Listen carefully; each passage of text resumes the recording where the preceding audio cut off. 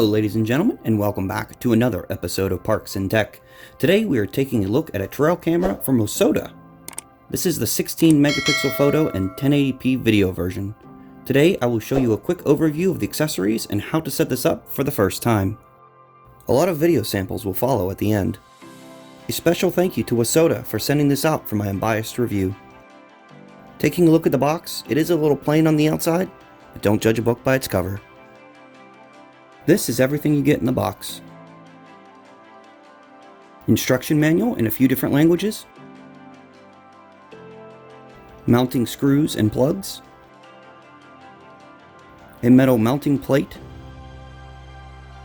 A metal mounting adjustable arm. A mounting strap. A special warranty card. And the camera itself. Let's take a closer look at the camera. Here's the 16 megapixel lens, the infrared or IR lights, the motion sensor,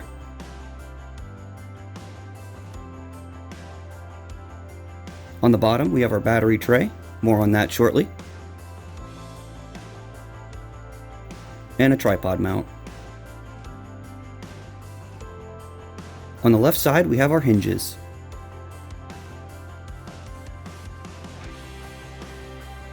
On the back, we have our mounting option for the strap, which is what I use. There are different ways you can mount this, and I will show you the other option later in this video.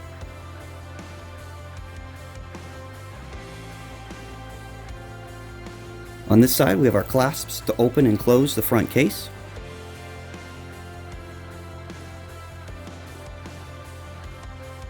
Nothing on the top.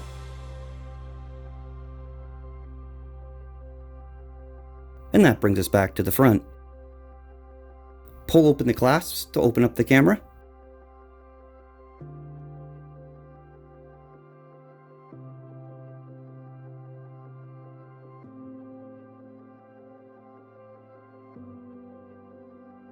This is the LED screen which will display the settings. Near the bottom we have the on, aim, and off switch. On the other side we have our up and down buttons and OK button for navigating the menus.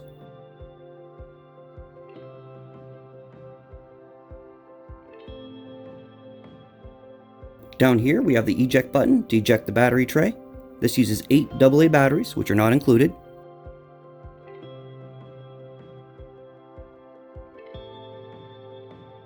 I use the Amazon Basics batteries and have never had an issue. Once you have your batteries installed correctly, slide the tray back in and push until you hear the click.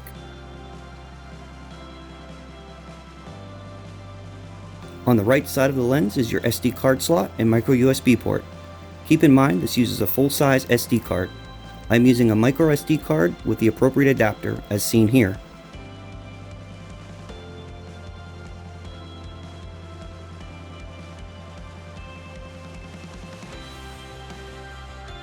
With the card face up, insert it into the SD card slot in the camera. Switch the camera to aim for setup. This setup is a little different than most, but in a way a little easier.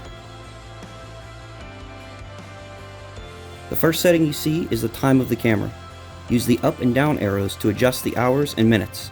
Click OK to accept and to also move on. Next we have the date. The month is first, then the day. The date of this filming is January 10th, so 1/10. Next we have the year, which is 2021. The next setting is the interval time in seconds. This is the time between when each video or photo is captured before it takes another. It's also known as a cooldown time. The next setting is photo mode or video mode. The camera icon means it's in photo mode and the video camera icon means it's in video mode. It will not do both together.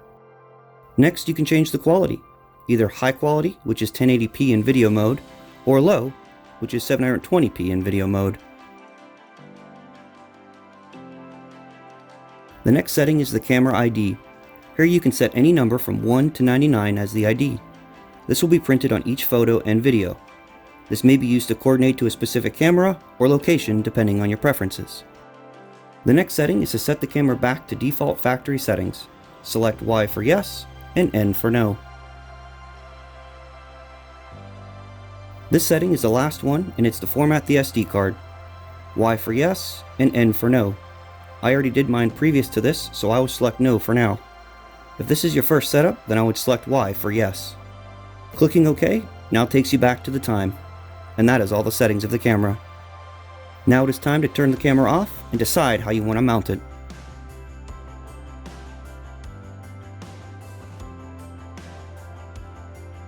One way to mount it is with the metal plate and the metal arm. This bigger end will go into the bottom of the camera. This metal plate goes in this end of the arm.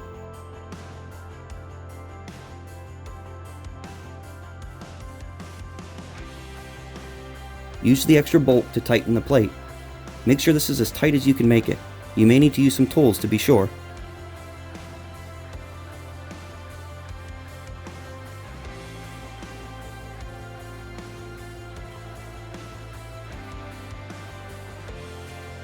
Screw the plate and the arm into the tripod mount on the bottom of the camera.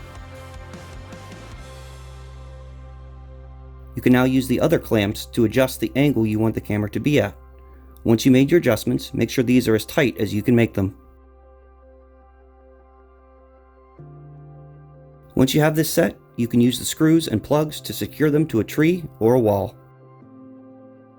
The other option is to use this strap, which is mainly what I use. The strap is big enough to go around most tree trunks. Once mounted, open the camera. I always switch it to aim first to double check my settings. Then, once ready, switch to on.